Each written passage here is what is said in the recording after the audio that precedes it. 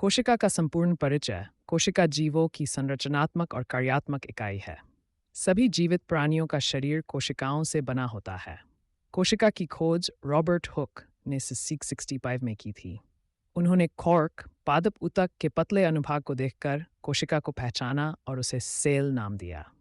कोशिका सिद्ध एन सभी जीवित प्राणी एक या अधिक कोशिकाओं से बने होते हैं। टी कोशिका जीवन की मूल इकाई है। 3 सभी नई कोशिकाएं पहले से मौजूद कोशिकाओं से उत्पन्न होती हैं। इस सिद्धांत को मैथियास श्लाइडन और थियोडोर श्वान ने प्रस्तुत किया था और बाद में रुडोल्फ विर्चो ने इसे पूर्ण किया।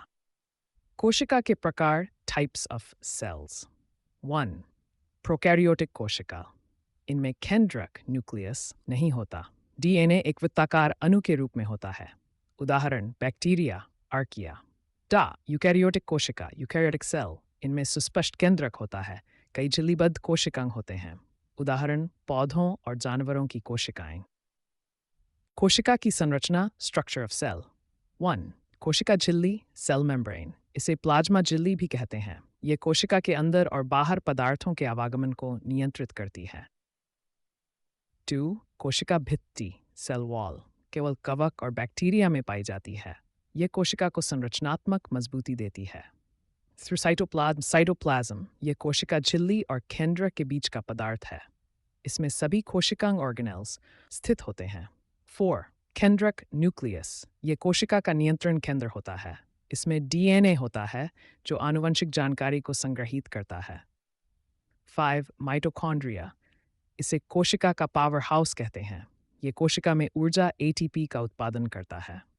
6 राइबोसोम। यह प्रोटीन संश्लेषण करता है।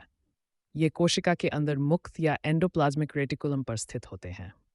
एंडोप्लाज्मिक रेटिकुलम ईआर 2 प्रकार का होता है। रफ ईआर जिस पर राइबोसोम होते हैं और ये प्रोटीन संश्लेषण में सहायक है। स्मूथ ईआर ये लिपिड और हार्मोन संश्लेषण में सहायक है।